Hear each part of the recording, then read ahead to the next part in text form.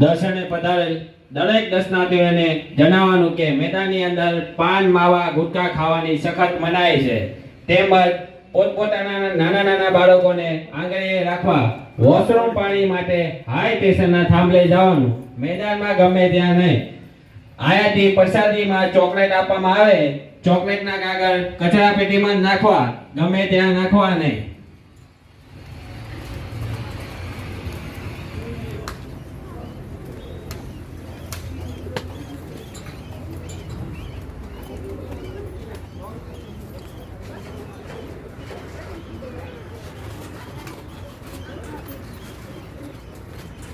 How are we doing?